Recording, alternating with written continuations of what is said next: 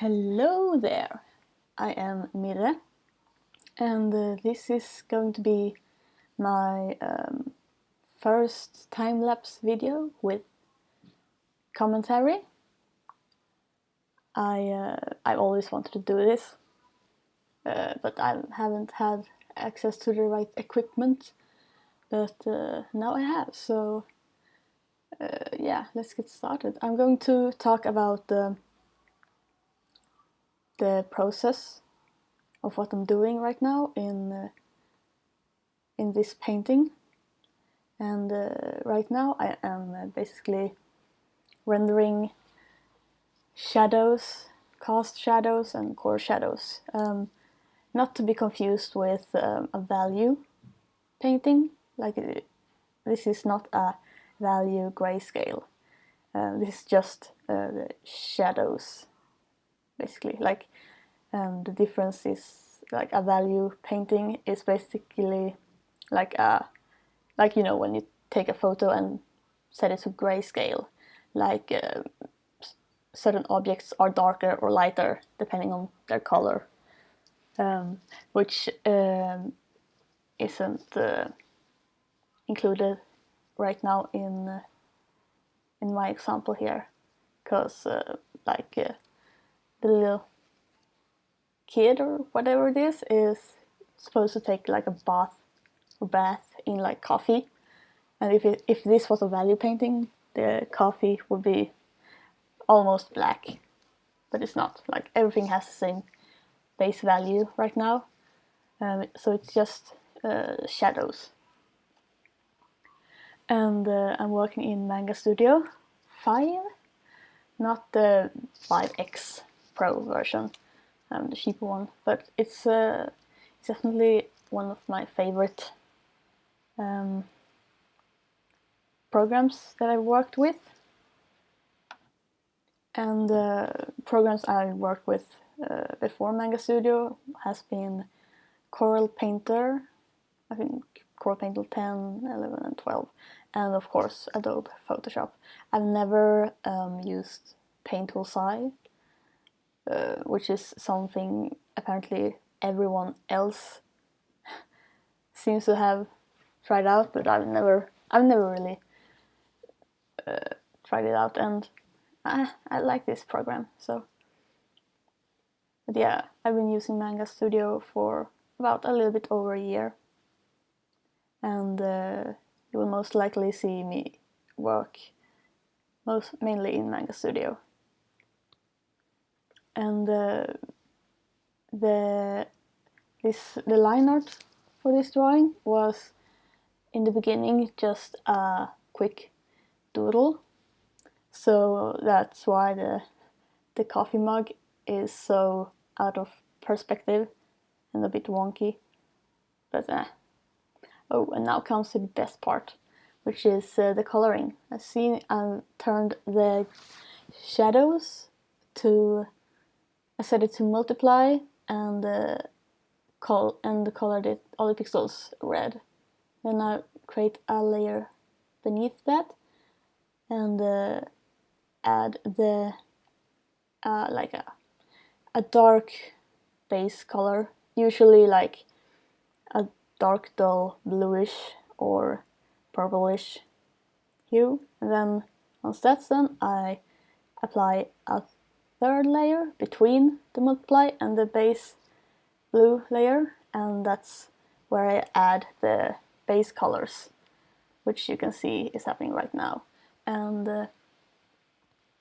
I really like this method because by making all the shadows have a red hue, but also the under color in a cold hue, makes the mid-tones create a very, very rich, I don't know, what would you call it? I don't know, transition. It works very good for skin tones and hair, everything organic. So, and the layer that I'm working on right now is just a normal layer, and it works really well with any skin color as well. So it's a very flexible technique. I really like it. I discovered this technique via tutorial on DeviantArt long ago by I think they're called Julie Dijon. They're really cool. You guys gotta check out their stuff. Yeah, and sometimes I just once I've got all the colors that I want, I just merge them and then render it all manually on one layer. Like I prefer to work with as few layers as possible because it gives me more control. Like there's nothing worse than accidentally working on the wrong layer, and then you can't undo that big mistake. So it's better to just do it all in one layers, so you know what's happening, And yeah, now I've merged the layers, and yeah, I took the line art layer, duplicated it, and added the duplicated the copy on the painting. So now I'm just gonna render it with the blending tool. Manga Studio has very good blending tools, very good blenders. Coral Painter also have very good blenders. Coral Painter is like, I think when it comes to what kind of things different art programs are good at, I gotta say that Coral Painter is really good when it comes to texture, like textured brushes. And Manga Studio is very flexible. Manga Studio isn't, I don't think it's that well when it comes to texture brushes, but it's very easy to mimic, create brushes that are very similar to Photoshop's brushes. And also Manga Studio is made for comics primarily, and I'm working with comics myself, so that's like the biggest reason I bought the program. And also it's pretty cheap. It doesn't cost you a limb.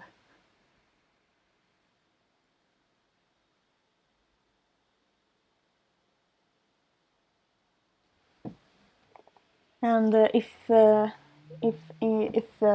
guys want to try it out or find out more about Manga Studio, you can just check out their website. The digital download version of the program has a different title called Clip Studio Paint or Clip Studio Pro or something like that. It's the exactly same program. It just has a different title, and the whole story behind that had something to do with the distribution of Western and the Japanese copy of the program and such. So it's basically the same program. And now I'm just doing some final touch-ups. I think, polishing the background, and I actually forgot to remove that squiggly line at the top right area. And this is the first time I do like a voiceover, so I haven't really prepared any script or something, but I hope you enjoy this. And the final touch is, of course, a little splash of overlay on top. Like it always spices things up, really. This is my video. I hope you enjoyed it. Till next time, I'm gonna walk with my talking. Thank you for watching,